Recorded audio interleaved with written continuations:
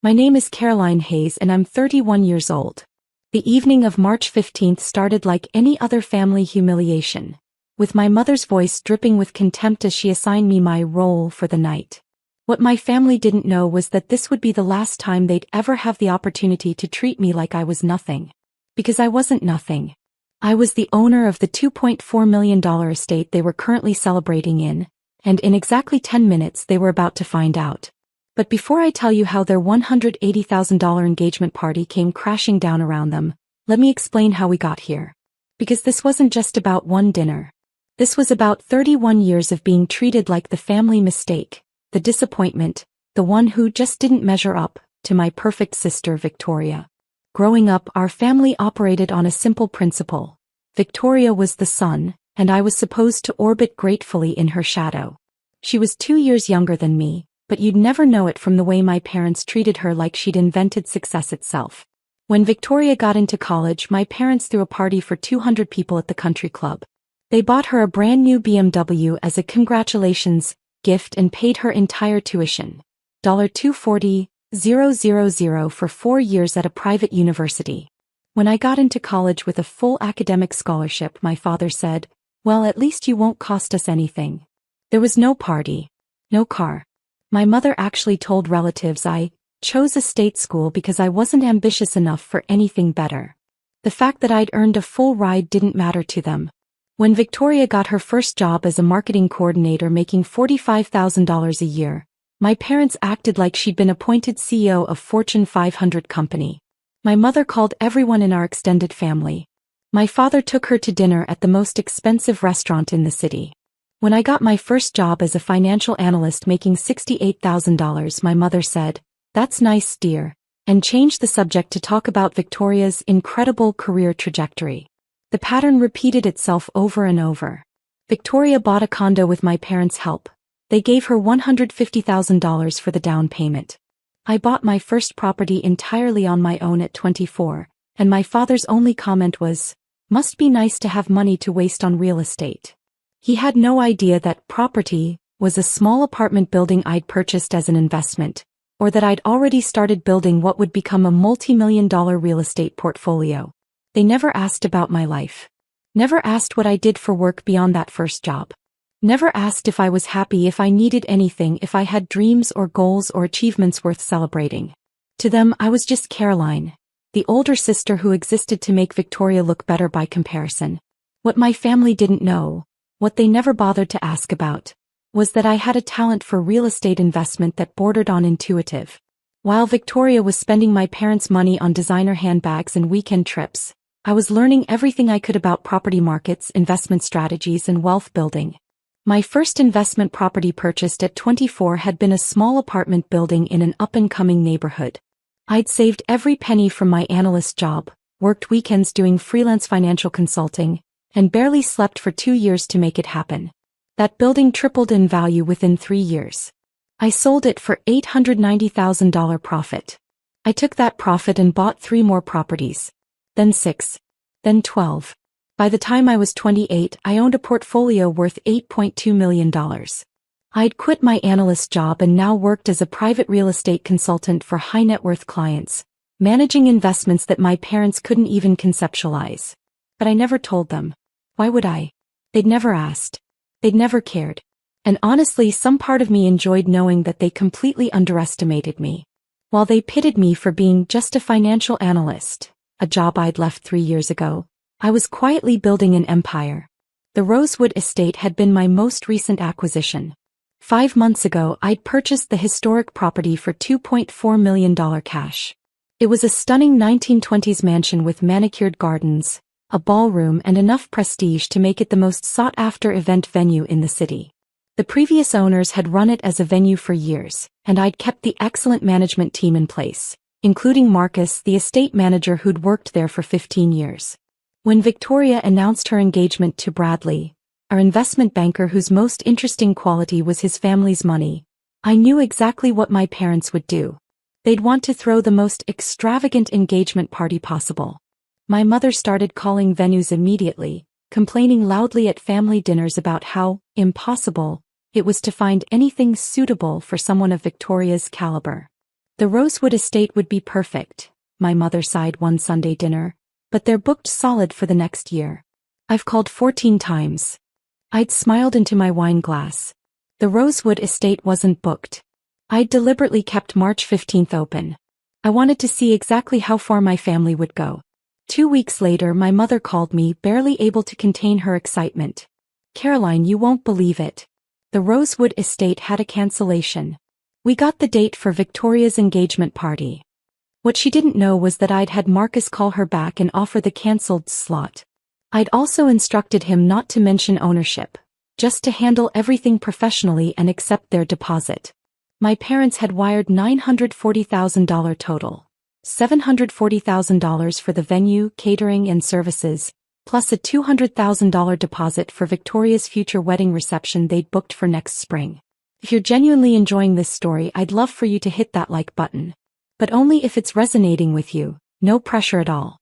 The weeks leading up to the engagement party were a masterclass in my family's priorities. My mother called Victoria 47 times to discuss details. She called me twice, both times to tell me what I should wear because we can't have you looking inappropriate in the photos. Victoria posted daily updates on social media about the most incredible engagement party ever planned. She shared photos of her custom Vera Wang dress, $8,500, the designer invitations, $3,200 for 100 invitations, and the elaborate floral arrangements my mother had ordered, $22,000. Not once did she mention me. 1 week before the party, we had a family planning dinner at my parents' house. I was invited, but only because my mother said it would look bad if I wasn't there. Now, Caroline, my mother began, using that tone she reserved for when she was about to say something cruel while pretending it was practical, we need to discuss your role at the party. My role? I asked calmly. Yes. We've worked very hard to make this perfect for Victoria. We can't have any disruptions. My father cleared his throat. What your mother means is that this is Victoria's night. We need you to understand that and behave accordingly. Accordingly, I repeated. Victoria was scrolling through her phone, not even bothering to look up. Just don't be weird, Caroline. Don't talk about yourself. Don't try to get attention. This isn't about you. My mother nodded enthusiastically. Exactly. In fact, we've arranged for you to help with some of the coordination. Make yourself useful. The catering staff might need assistance and... You want me to work at my sister's engagement party, I said flatly. Not work, my mother corrected. Help. It's what family does. Besides, you're not exactly bringing a date or contributing financially, so the least you can do is pitch in. The assumption that I hadn't contributed financially almost made me laugh. I owned the venue. I was technically paying myself to host their party. But I just smiled and said, of course. Whatever Victoria needs. Victoria finally looked up from her phone. Actually, I don't want her in the photos anyway. He always looks so, I don't know, tired, stressed. It brings down the aesthetic. My father actually nodded in agreement. Victoria's right. Caroline, perhaps it's best if you stay behind the scenes. You understand. I understood perfectly. I understood that in 10 days, they were going to regret every single word of this conversation. March 15th arrived with perfect weather. A clear spring evening that made the Rosewood estate look like something out of a fairy tale. I dressed carefully in a simple but elegant navy dress. Nothing flashy. Nothing that would draw attention. I wanted to blend in right up until the moment I didn't. I arrived at 6 p.m., an hour before guests were scheduled to arrive. My mother was already there, directing the staff like a general commanding troops. She saw me and immediately frowned. Caroline, you're early. I wanted to see if you needed any help, I said pleasantly. How thoughtful, she said in a tone that made it clear she found it anything but. Actually, yes. The catering manager mentioned they're short-staffed. Perhaps you could assist in the kitchen? In the kitchen, I repeated. Just for the beginning. Once things get started you can, well, we'll see. She waved her hand dismissively and walked away, already pulling out her phone to take more photos of the elaborate setup. I went to the kitchen where the catering staff was indeed busy preparing for 72 guests. The head chef, a woman named Maria whom I'd worked with on 3 previous events at the estate, saw me and immediately looked confused. Miss Hayes? Is everything all right? Do you need something changed? Everything's perfect, Maria, I said quietly. I'm just going to observe for a bit. My family doesn't know I own the estate yet.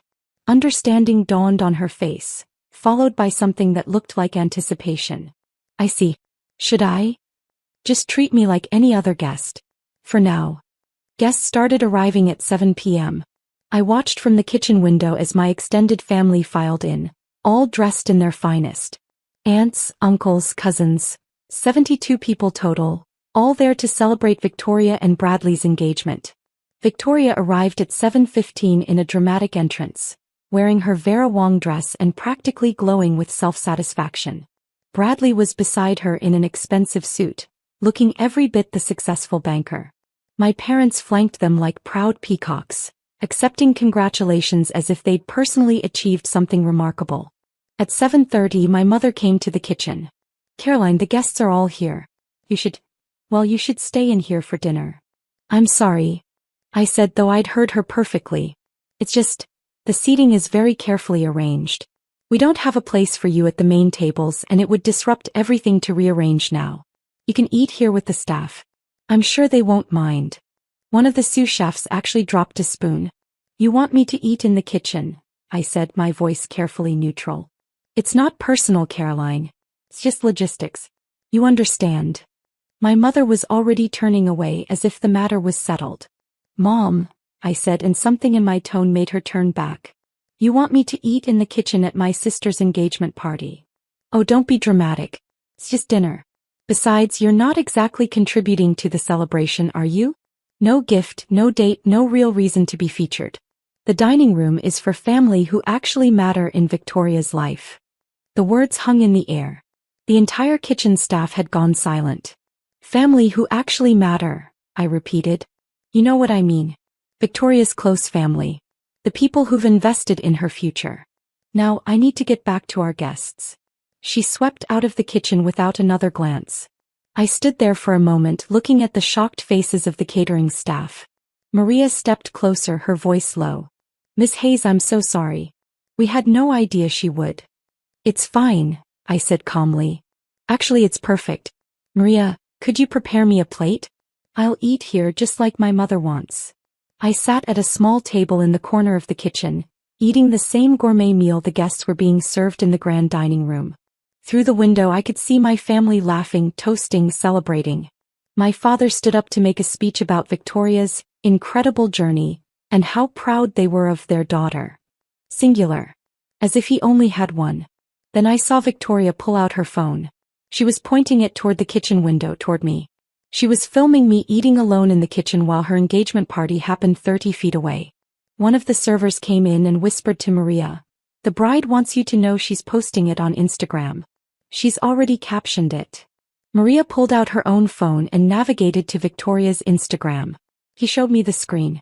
There I was, sitting in the kitchen, and the caption read, "Where she belongs," face with tears of joy. Some people are just meant to stay in the background. Hashtag know your place, hashtag engagement party, hashtag family first. The post already had 43 likes and comments from relatives. OMG Victoria, you're savage. Face with tears of joy. Poor Caroline, oh. This is hilarious. Your sister must be so embarrassed. I looked at that post for exactly 5 seconds. Then I smiled. Maria, I said calmly, could you please ask Marcus to come to the kitchen? He practically ran to get him. Marcus appeared within minutes, slightly out of breath. Miss Hayes, I just saw. I know, I said. I think it's time, don't you? His face split into a grin. I've been waiting for this moment since they booked the venue. Give me 10 minutes. Then make the announcement exactly as we discussed. It will be my absolute pleasure. I spent those 10 minutes finishing my meal slowly, deliberately. I could hear the party continuing in the dining room. More toasts. More laughter. More celebration of Victoria's perfect life. At exactly 8:47 p.m. I stood up, smoothed my dress and walked out of the kitchen. I didn't go into the dining room. Not yet. I went to the estate's main office, where I'd left a folder with Marcus earlier in the week. Inside were the property deeds, the purchase agreement and several other documents that would make it very clear very quickly exactly who owned the Rosewood estate. At 8:50 p.m., I heard the feedback from a microphone being turned on. Marcus's voice, calm and professional, filled the estate. "Good evening, ladies and gentlemen. I apologize for the interruption. My name is Marcus Chin and I'm the estate manager here at Rosewood. I have a brief announcement to make." I could hear the confusion in the dining room, the murmur of voices wondering what was happening. "There's been a significant misunderstanding that needs to be addressed immediately. When this event was booked 5 months ago, the party coordinators were not made aware of certain ownership details regarding the property." The murmuring grew louder. As of September 15th of last year, the Rosewood estate was purchased by a new owner. That owner is currently in attendance at this evening's event. I walked slowly toward the dining room, timing my entrance perfectly. "In fact," Marcus continued, and I could hear the satisfaction in his voice, "the owner has been here all evening. Many of you know her. Miss Caroline Hayes is the sole owner of the Rosewood estate, and as such she has the authority to make all decisions regarding events held on this property." I stepped into the doorway of the dining room just as Marcus said my name. 72 faces turned toward me in perfect synchronization. The silence was absolute. My mother's face had gone completely white. My father had frozen with his wine glass halfway to his mouth. Victoria's mouth was literally hanging open, and Bradley looked confused, like he couldn't quite process what he'd just heard. Marcus continued, "Ms. Hayes has reviewed the events of this evening and has made a decision regarding the remainder of tonight's celebration, as well as future events booked at this venue. I'll now turn things over to her." He handed me the microphone as I walked to the front of the room. Every step felt like victory. "Hello everyone," I said, my voice steady and clear. "I'm sorry to interrupt such a lovely celebration. As Marcus just explained, I own this estate. I purchased it 5 months ago for $2.4 million in cash. Some of you may be wondering why I didn't mention this before." I looked directly at my mother. I wasn't asked. In fact, in the 5 months since I bought this property, not one person in my immediate family has asked me what I do for a living, how I'm doing financially, or anything about my life beyond whether I was bringing a date to tonight's event. My father had finally set down his wine glass. His hand was shaking. When my mother called 5 months ago, desperate to book this venue for Victoria's engagement party, I had my estate manager offer her the date. "I accepted your deposit of $740,000 for tonight's event, plus an additional $200,000 deposit for Victoria's wedding reception next spring. That's $940,000 total, all paid to me." Victoria made a sound like a wounded animal. "Tonight, I was told that I wasn't important enough to sit in the dining room. I was told to eat in the kitchen with the staff, which I did by the way, and they were lovely company. My father told 72 guests that the dining room was for family who actually matter. And my sister filmed me eating alone and posted it to Instagram with the caption, 'Where she belongs.'" I pulled out my own phone and held it up, showing Victoria's post on the screen projected behind me via the estate's presentation system. "This is what my sister posted 23 minutes ago. 43 people thought it was hilarious to see me humiliated at my own property." The room was so silent you could hear people breathing. "So I've made a decision. Effective immediately, this engagement party is concluded. You have 30 minutes to gather your belongings and exit the property. The catering is cancelled, the bar is closed, and the evening is over." My mother found her voice. "You can't, Caroline, you can't be serious." "I'm completely serious. Marcus, please begin the shutdown process." "Wait." Victoria jumped to her feet, her face blotchy with rage and panic. "This is my engagement party. You can't just end it." "I can actually. It's my property. But more importantly, Victoria, I'm also canceling your wedding reception scheduled for next spring." "What?" "Your $200,000 deposit is forfeit per the cancellation clause you signed. You'll receive nothing back. The clause specifically states that abusive behavior towards staff or property ownership will result in immediate cancellation and forfeiture of all deposits." My father stood up, his face turning red. "This is insane. We're your family." "No," I said quietly. "Family doesn't banish someone to eat in the kitchen. Family doesn't film their humiliation for social media entertainment. Family doesn't tell someone they don't matter. You made it very clear tonight what you think of me. I'm simply responding in kind." Bradley, who'd been silent this entire time, tried to speak. "Ms. Hayes, perhaps we can discuss." There's nothing to discuss. The decision is final. You all have 28 minutes now to leave my property. What happened next was chaos. Pure beautiful chaos. My mother rushed toward me, her voice shrill. Caroline, please. Think about what you're doing. This is Victoria's special night. I did think about it, I said calmly. I thought about it when you told me to eat in the kitchen. I thought about it when Dad said I didn't matter. I thought about it when Victoria filmed me and mocked me online. I've thought about it very carefully. Victoria was crying now, her perfect makeup running down her face. You're ruining my life. Everyone is watching. This will be all over social media. Yes, I agreed. Just like your post about me was. Except this time the story won't be where she belongs. It'll be who actually owns the place. Relatives started standing up, gathering their things, whispering frantically to each other. I heard snippets. Did you know Caroline owned this place? How much did she say she paid? Oh my God, she's rich? I can't believe they made her eat in the kitchen. My Aunt Jennifer, my mother's sister, walked past and stopped. She looked at me with something I'd never seen from my family before. Respect. Caroline, she said quietly, I had no idea about any of this. I'm sorry. Thank you, I said. She nodded and walked out, shaking her head. My mother made one more attempt. The money, Caroline. We can't afford to lose $940,000. Your father's business has been struggling. We took out a loan for this. And there was the truth beneath the truth. They couldn't afford this party. They'd gone into debt to throw Victoria an extravagant celebration they couldn't afford, and now they'd lost almost $1 million. You should have thought of that before you decided I wasn't worth a seat at the table, I said. Security, my security hired by me, began gently but firmly encouraging guests toward the exits. Victoria was sobbing on Bradley's shoulder. Bradley looked like he was reconsidering his life choices. My father was on his phone, presumably calling his lawyer, not realizing that my contracts were ironclad. Within 25 minutes, the Rosewood estate was empty except for staff and me. Marcus approached, barely suppressing a smile. All guests have departed, Ms. Hayes. The venue is clear. Thank you, Marcus. Please make sure the staff is paid triple for this evening, including the catering team. This wasn't their fault. Already done. And Ms. Hayes? That was the most professionally delivered devastation I've witnessed in 15 years of event management. I stayed at the estate for another hour, helping the staff clean up the abandoned party. Half-eaten plates of food, scattered napkins, Victoria's elaborate floral centerpieces. All of it a testament to a celebration that ended in spectacular failure. My phone started ringing at 9:47 p.m. My mother. I declined the call. It rang again. My father. Declined. Victoria. Declined. My mother again. Declined. Text messages started flooding in. From Mom. Caroline, please call me. We need to talk about this. You're being irrational.